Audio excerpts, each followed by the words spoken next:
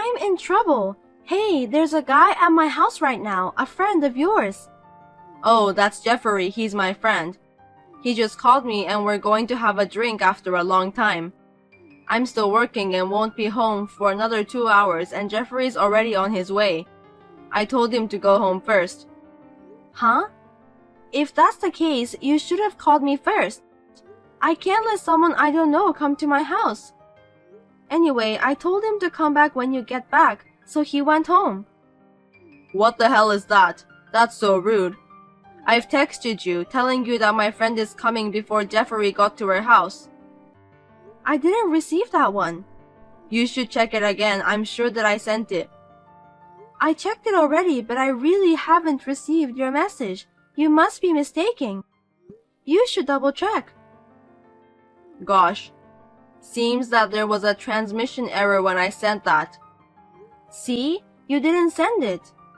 But when Jeffrey told you that he's a friend of mine, it's your job as my wife to shut up and entertain him. That's not very nice. You sent him home without even offering him a cup of tea. You're useless. I don't even know him. What if he's a criminal who pretended to be your friend? What if he does something nasty to me? How could anyone do that? I don't think Jeffrey would harm you, Rose. You are too self-conscious. Are you telling me that I'm worse than you, who forgot to let me know that your friend was coming? Think about it. Why didn't you just ask him to show you the conversation on his phone? That way you would have known we were friends, right? See? That's easy. I thought so too. I told him that too, but he said that he forgot his phone and wouldn't let me see it. If there was no way to check whether he was your friend or not, there was nothing I could do.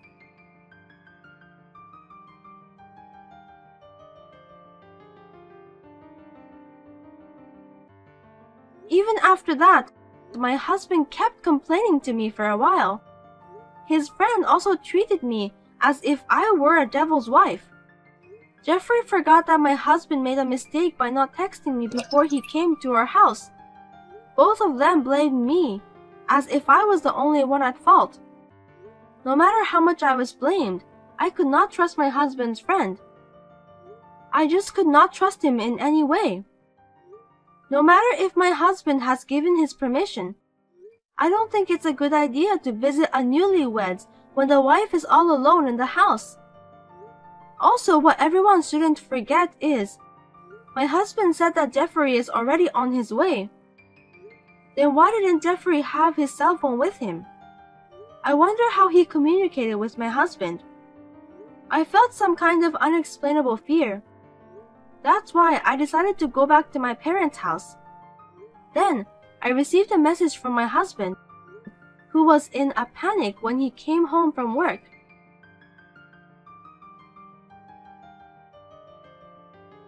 Where are you now? What the hell do you think you're doing, leaving me like this? You have no reason to be upset. I was the one who texted you to let you know that my friend was coming, so why are you the one who's still mad at me all this time? Are you listening to me? I told you the other day I didn't get a message. You said there was a transmission error. Don't forget it just for your own convenience. That's why I called you, didn't I? I was trying to make sure that you're okay. You called me? I didn't get that. There you go. You're so full of it. I didn't hear it. I didn't get it. You just forget about it, didn't you? Then why were you trying to text me? You couldn't call me, so you decided to text me, didn't you? I did what I was supposed to do, Rose. You keep telling me about that and you never listen to me. I thought that when we got married, you'd think a little more about me. I was wrong. I've had enough. You just keep one-sidedly bad-mouthing me for selfish reasons. But you can't prove I didn't contact you, can you? Huh? There's no record of text or missed call from you, Kenny. Think about it. How can someone that can be easily erased like that be proof? You're too self-aware. Nobody's after you. That's not what this is about. Yeah, okay. Seems like you're not going to apologize to me. Why should I apologize? You're the one who's sorry, right? I didn't do anything wrong. Then fine, I won't even talk to you. I'm thinking about a divorce. That's what I'm gonna do. Hey, you think you can talk to me so selfishly like that? What the hell do you want? What's your purpose? I beg your pardon? I don't trust you anymore. That's why I said I want a divorce. I don't understand why you're blaming me when I didn't do anything wrong. That's why I told you that my friend, Jeffrey, was going to visit our house. You see, this just keeps going back and forth, so I don't want to talk about it anymore. Even if you did text me, why would you call your friend when you're not home?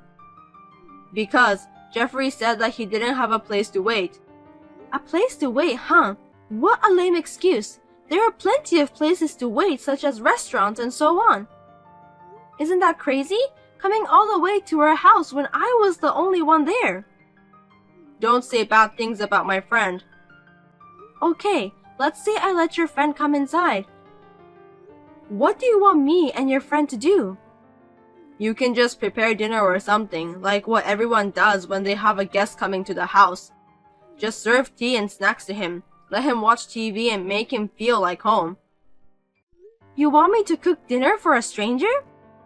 Yeah, what's wrong with that? It's not that hard, is it? That's what a wife is supposed to do. Likewise, if my friend came over, would you serve her dinner? I would if she's your friend. I'll say serve her tea too. Then what if that friend of mine is actually a criminal who just lied to you? You don't have to worry about that. You've never had a friend visiting you in the first place. Anyway, do you really have a friend? That means when the person says that she's your friend, I'll know right away that she's trying to deceive me. Kenny, do you realize that you're contradicting yourself? Huh? I'm just stating about the common sense. You're just being too logical and difficult. Also, you're trying so hard to justify yourself. No, I think I'm just talking plain and simple. That's your common sense. I'm different from you and I'm not that complicated. Then divorce me because I can't be with someone who doesn't value my common sense. Huh? Why are you talking like that? That's so extreme. If that's the way you're talking right now, then yes. But divorce over something like this is overreacting, right? You should think twice. I thought so too. We'd get into trouble over something as trivial as this, you know? I can't continue our marriage to someone I can't have a proper conversation with. I'll report this to your parents too. You think you can do such a selfish thing? I'll forgive you now, so don't make any more trouble and come back. Forgive me? I'm not going back to our house. You have until tomorrow to decide whether you're going to apologize or divorce me. If you don't apologize, let's have a divorce. That's right. I just remembered. Jeffrey was at our wedding. What? What are you talking about out of the blue? We knew each other. He was at our wedding, so he knew you too. That's why he wasn't a stranger. What do you think you're talking about, Kenny? Do you know how many friends you invited to our wedding? There were a lot of people and most of them were your colleagues. How could I remember the face of someone I met only once at the wedding?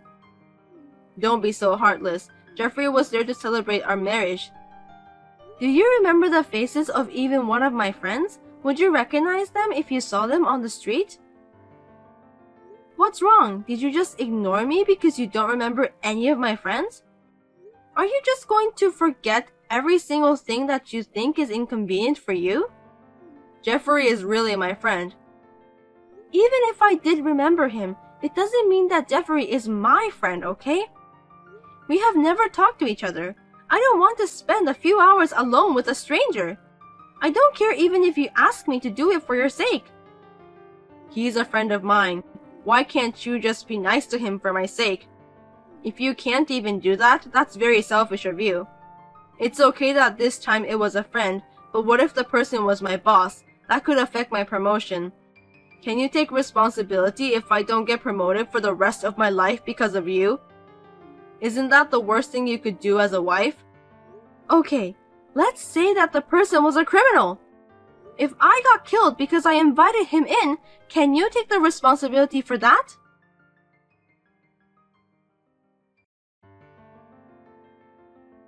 Kenny didn't reply to me. Well, I guess he can't answer that because he has never thought about that possibility. Seems like the divorce is not moving forward. Maybe I should ask for a lawyer. The next day, I looked at my cell phone during my part-time job lunch break. I got a long message from Kenny. I didn't even want to read it. Although the content was in the form of an apology, the message was full of excuses and condescending. No matter how hard I tried, I could not forgive him. One thing that bothered me was that his friend Jeffrey said he wanted to apologize to me.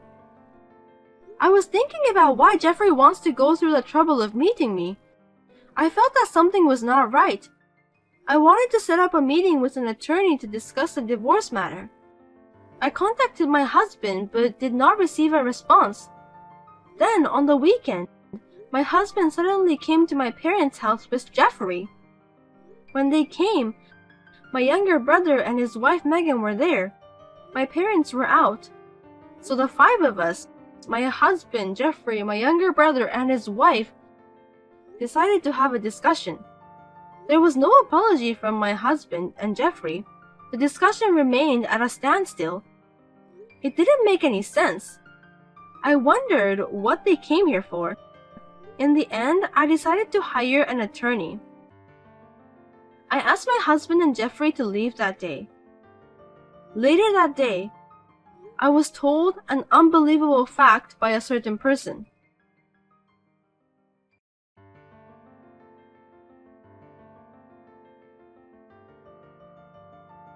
What are you waiting for? All you have to do is get a divorce. You're the one who made things so complicated. What's wrong with you all of a sudden? This is between me and Kenny. It's none of your business, Megan. Of course, it's also my business. I want to marry Kenny as soon as possible. Seriously, what are you talking about? You are my brother's wife. I found out when I visited your house last time. I realized that I was married into this family to meet Kenny. I felt like it was my destiny to be together with him. You're also insensitive, aren't you? Kenny is very fond of me, so he's mine already. He said he'd remarry me as soon as he divorces you. Just go ahead and tell Kenny is not at fault. Well, he doesn't love you anyway. Then you can get a divorce with a clear mind, right? Kenny may feel refreshed, but I don't. If he doesn't love me, then why is he arguing about the divorce? He can just do it straight away if he wants to. Kenny is a smart guy. If he admits that he's at fault, you have to pay alimony, right? He said he doesn't want that to happen. That's not smart. That's just being petty. So since he doesn't want to pay for alimony, he's just going to keep on complaining. I'm appalled. What about Jeffrey then? It's just not right that he keeps popping up multiple times.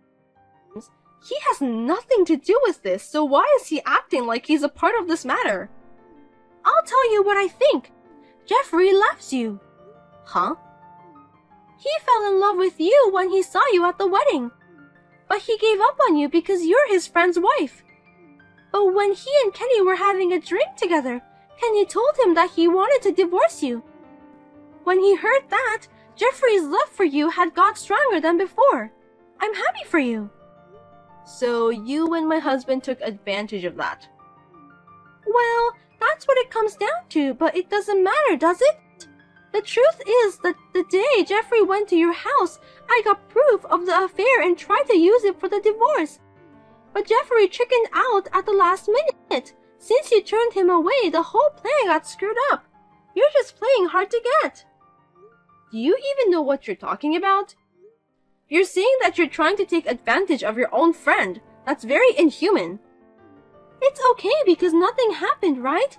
It would have been fun if something had happened. That's not the point. Do you even care about other people's life? If that had happened, Jeffrey would have been arrested by the police. Kenny told Jeffrey not to worry because he would pay for the settlement. Jeffrey said he had no intention of doing any harm to you. He didn't even know he was being used, and he was so eager to go and see you. Poor Jeffrey. He thought that he could be together with you. He's just too sweet, which really makes me want to laugh out loud. You're such a jerk. You can say what you want. It doesn't hurt my feelings at all.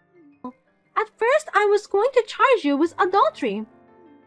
But that's too much trouble. Just divorce Kenny as soon as possible. I don't want to wait any longer. You don't have to pay me any more money, so just get out of my life.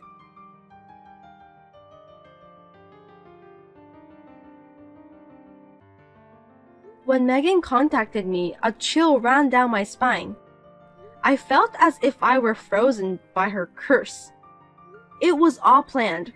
I have no trust in my husband anymore. He is more of a stranger to me now.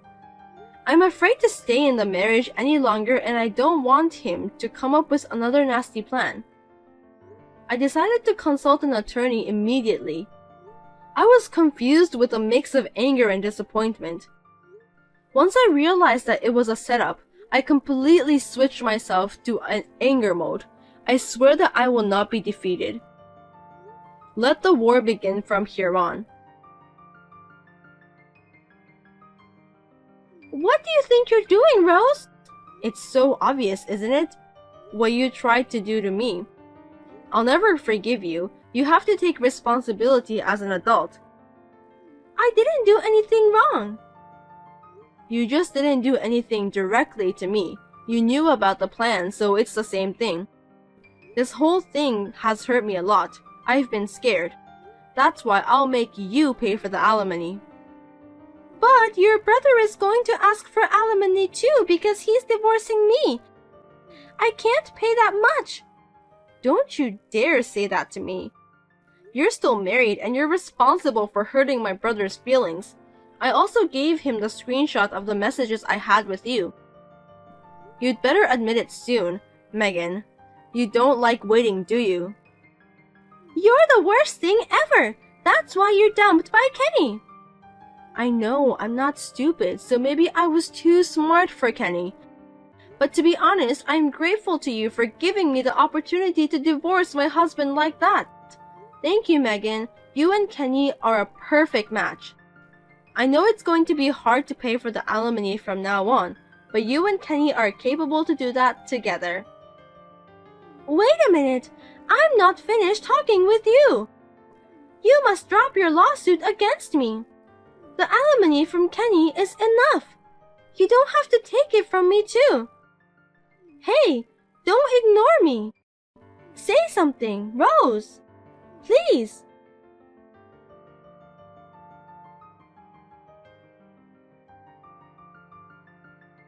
That terrible plan was exposed. Kenny and I, Megan and my brother were able to divorce rather easily. My brother and I sued Kenny, Megan, and Jeffrey for alimony. The three of them kept blaming each other. They showed no signs of remorse for what they had done. They are really shabby people. The attorney thought they were malicious and demanded a substantial amount of money for compensation. If they did not comply, they would go to court and content certified letter will be sent to each company they are working for. With this, Kenny and Jeffrey gave up easily and paid the fee. Megan, who was a housewife, had no way to pay the fee, so she was complaining, but her parents shut her up. Kenny was blamed so badly by my parents, his younger brother, and his own parents, and when he came to my parents' house to write the divorce papers, I was surprised to see that he was like a zombie. But both my parents and my brother say they have no intention of forgiving Kenny. Of course, neither do I. It seems that Megan told Kenny to marry her, but Kenny's parents were against that. It seems that Kenny, who's fed up with all the lecturing from his parents, did not defend Megan and turned her away, saying that he would not marry her. I have returned to my parents' house and am regaining a peaceful life. After what happened, my brother and I were depressed for a while. But both of us were glad that we realized the true nature of Kenny and Megan at an early stage before we had kids.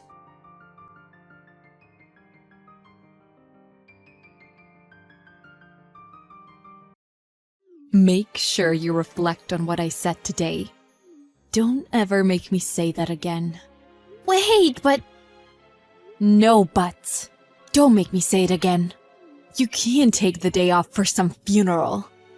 Some funeral? Still, there was no need to tear up my bereavement letter. That was no bereavement letter. It was just a piece of paper. Didn't I scold you just a while ago? Did you already forget? Why do I have to repeat myself? I don't agree with what you said. Plus, you didn't let me say what I wanted to say. Your thoughts are worthless, so I just didn't listen to them. I'm a busy person. If you have something to say, tell me when you're in a higher position. My mother passed away suddenly this morning. I can go to the vigil tomorrow after work, but I would like to take the day after tomorrow off for the funeral. I heard that already. Do you have a memory problem? And I said I won't allow it. Got it? I didn't ask for your opinion. But you have an important presentation tomorrow. You want to skip it? What about our clients that are coming over? But up until yesterday, you've been saying that I can't give that presentation. You said you're an embarrassment to this company. Wait, are you a millennial? Would a normal person just accept that and say okay then, and then skip the presentation? What? What do you mean? I mean, would you actually go home if your teacher told you to get out of here? Wait, that's not what this is about. You asked one of my colleagues to do the presentation because you didn't want me to do it. Didn't you not want me to do it? Why do you have to twist everything to your advantage at the end? You're giving up just because I told you one time you couldn't do it? That's why I hate millennials. I don't mean to take advantage of anything, and that's not why I would like the day off. It's just that after you told me so many times I couldn't do the presentation, you're changing your story, and I think that's cruel. Did you just call me cruel? A woman who wants a day off and skip a presentation just to go to an old woman's funeral is calling me cruel? Jill, you just want to be mean to me. Just because you don't like me, I don't forgive you for talking bad about my mother. Well, what's wrong with an old woman calling another woman old? Women who can work well like you always act like the victim. You think I'm being mean to you, even though you know you're just getting in trouble for making a mistake. All I want is to go to my mother's funeral. What is wrong about that? Oh my gosh! I'm saying that you leaving a big hole in the presentation is wrong.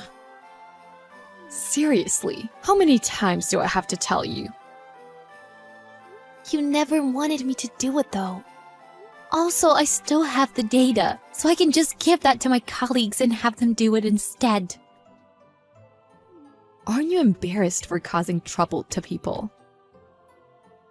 My colleagues told me to.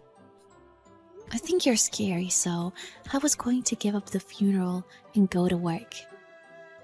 But my colleagues said they would fill in for me, so I thought I would take up on their offer.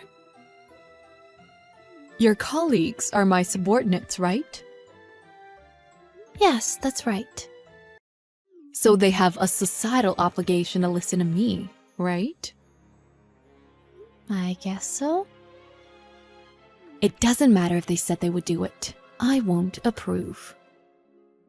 But for the most useless new employee, don't be asking for a day off. Even your colleagues probably think that work would go more smoothly if you didn't come to work. Everyone besides you's getting the job done. Everyone pities you. You don't have to say that. In any case, we're done talking about this. You don't have any complaints, do you? You're complaining to work, right? Okay. Did you really think you could take the day off for some old lady's funeral? If you skip work, I'll fire you immediately. What did you call my wife? What? I asked my daughter what the matter was because she was crying. And how dare you insult my daughter and wife like that? Huh? Who is this? I'm the president of this company, Woodstock & Co. What? President? Oh, wait a second. What do you mean? Lisa Woods is my daughter. What? Harassing my daughter and then insulting my wife. Was it fun? I'm sorry. I didn't think she was your daughter. I'm asking you if it was fun. No, it was just part of her training. Oh, really? It looked like you were having fun. So for training, you insulted someone's mother? Well, no, it's not like that. Then what was it? I just became really passionate about my job. So you became so passionate about your job that you insulted someone's mother who had just passed. And you verbally abused a subordinate and bullied them. Well, no, it's not like that either. Stop making me repeat myself. That's what you did, right?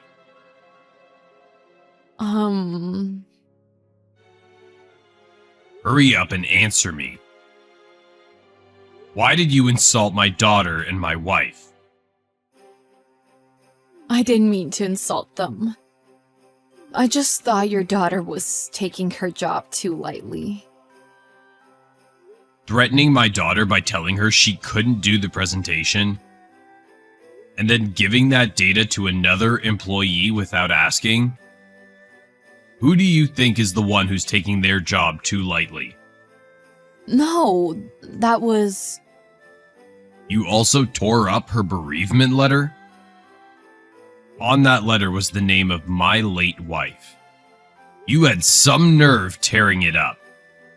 Well, that's just a piece of paper. Your contract that says you can work at this company is also just a piece of paper. Should I tear that up too? No, please, don't do that. Plus, you also said that my daughter's the most useless rookie in the group of new employees. But all of your colleagues have been promoted and moved up. The only one left in the same position is you. That doesn't have anything to do with this. The fact that you think my daughter is useless compared to her colleagues also has nothing to do with her bereavement leave. Well, that's true, but it's a fact that your daughter is not the best. Also, it's obvious that she doesn't take her job seriously. It's only natural to assume she's playing hooky when she says she's going to a funeral because she hasn't gained enough trust. You're right. My daughter's a little slow to learn. Even if she's my daughter, she's an employee. I intend to treat her equally. Yes, please do. However, I can't unhear the word hooky that you used. What are you doing right now? What? Besides being on your phone, what are you doing? Well... Nothing, right? We're supposed to be having a meeting with Bonanza Trading Company today. Oh! You should be in a meeting with them right now. But what's going on? I kinda forgot. You forgot? I'm sorry. I'll call them right away. Well, it wasn't an important meeting anyway, so it should be okay. So it's okay for you to skip work? Well, I wasn't skipping. I just forgot. But you skipped work, right? That's playing hooky. No, I really didn't mean to skip work. My daughter doesn't mean to skip work. She just lost her mother. She just gave you her bereavement letter. I don't think she meant to skip work. Okay. You're so easy on yourself. I'm really sorry. You should be apologizing to our clients, not to me. Did you call to apologize? I'm sorry. I'm doing it right now. Now, how will you make up for it? Make up for what? I can't just ignore all of the verbal abuse and threats against your fellow employee. In addition, you insulted their family and apologized as soon as you found out it was your boss's family. And you were so occupied with bullying that you forgot about a meeting and flaked. You're fired. Don't ever come to work again. Sorry, I just became so passionate about my job that I became a little heated. Wait, please.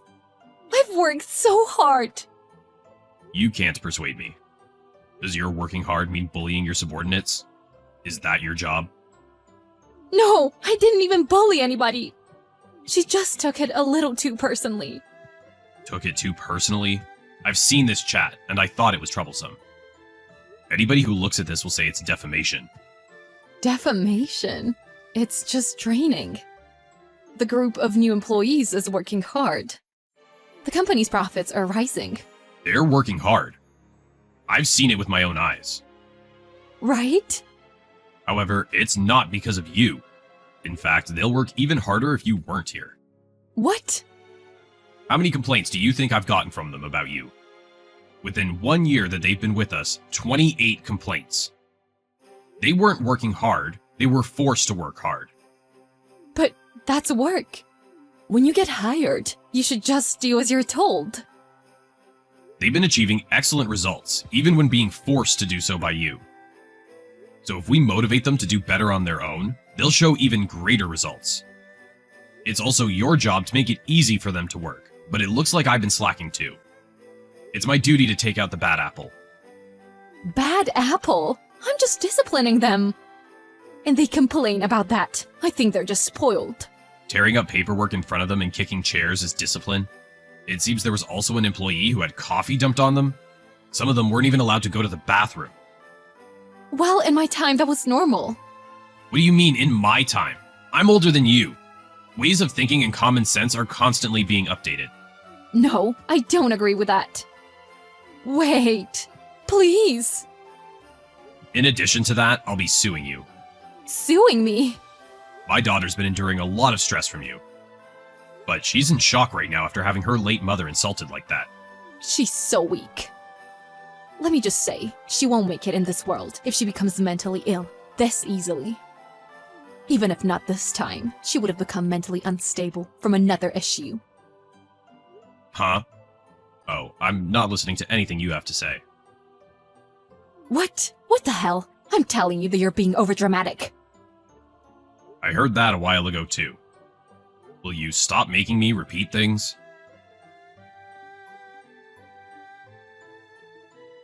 Jill was fired from the company. Every new employee in the company was happy. Being in her late 40s, she was a little worried, and tried really hard to stay, but couldn't overturn her resignation. Her actions became known throughout the industry, and a video of her verbal abuse went viral. So finding another job within the industry became impossible. Following in our footsteps, other employees and clients started suing her. So there was nothing left in her bank account or social credibility. I wonder what an unemployed person in their 40s is gonna do from here.